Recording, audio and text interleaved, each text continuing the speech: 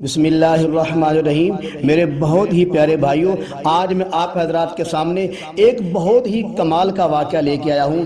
جب آپ سنیں گے انشاءاللہ العزیز آپ کا دل خوش ہو جائے گا، آپ کا ایمان تازہ ہو جائے گا۔ ایک مرتبہ ضرور سماعت فرمائیں۔ واقعہ یہ ہے کہ ہجرت کی رات علی رضی اللہ تعالیٰ عنہ رات بھر میٹھی نیند سوتے رہے اور ابو بکر صدیق رضی اللہ تعالیٰ عنہ رات بھر جاگتے رہے۔ حضرت علی رضی اللہ تعالیٰ عنہ کی رات بھر میٹھی نیند سوئے رہنے میں اور ابو بکر رضی اللہ تعالیٰ عنہ کی رات بھر جاگتے رہنے میں کیا حکمت ہے، توجہ فرمائیں، بڑے کمال کی بات ہے، سن کر انشاءاللہ العزیز آپ کا دل خوش ہو جائے گا۔ حضرت علی رضی اللہ تعالیٰ عنہ ہجرت کی رات نبی کریم صلی اللہ علیہ وسلم کے بستر پر میٹھی نیند سوئے رہے اور ابو بکر رضی اللہ تعالیٰ عنہ غار ثور میں نبی کریم صلی اللہ علیہ وسلم کو اپنی جولی میں سلا کر رات بھر جاگتے رہے۔ علی رضی اللہ تعالیٰ عنہ کے رات بھر سونے میں اور ابو بکر رضی اللہ عنہ کی رات بھر جاگنے میں حکمت کیا ہے؟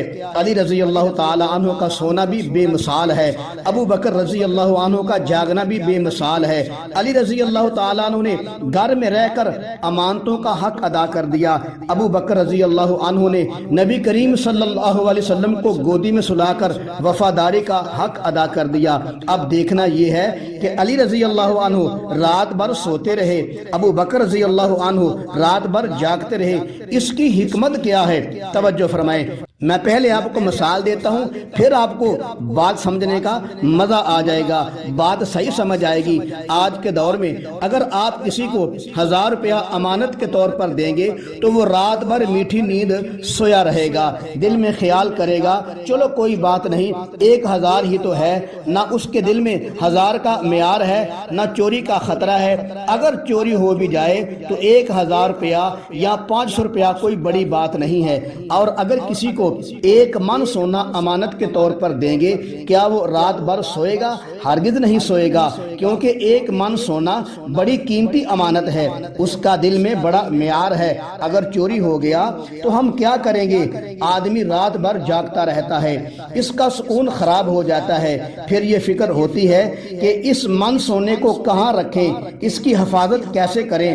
وہ رات بھر جاگتا ہے، اس کو نیند نہیں آتی، نیند کیسے آئے؟ یہ امانت بڑی بھاری ہے، بڑی قیمتی ہے۔ توجہ فرمائیں، علی رضی اللہ تعالیٰ عنہ کے پاس جو امانتیں تھیں وہ سوئی تھی، دھاگا تھا، کپڑا تھا، یہ معمولی امانتیں تھیں جس کا نعم البدل جگہ جگہ مل جاتا ہے، ہر گھر میں مل جاتا ہے، بازار میں مل جاتا ہے، جس کی وجہ سے علی رضی اللہ عنہ رات بھر میٹھی نیند سوئے رہے۔ مگر ابو بکر صدیق رضی اللہ عنہ کے پاس جو امانت تھی یہ بڑی قیمتی امانت تھی، اس کا نعم البدل نہ آسمان پر تھا نہ زمین پر تھا، ساری کائنات بھی مل کر اس کی قیمت نہیں ادا کر سکتی۔ اگر میں یہ کہوں تو بے جانا ہوگا، اللہ کے پاس بھی سب سے بڑی امانت یہی تھی اور مشرکین اس امانت کا نقصان کرنا چاہتے تھے۔ اب بتاؤ، ابو بکر رضی اللہ عنہ کو نیند آئے تو کیسے آئے، ابو بکر سوئے تو کیسے سوئے؟ پھر مجھے یہ کہنے کا حق بنتا ہے، مصطفیٰ کا ہم سفر ابو بکر۔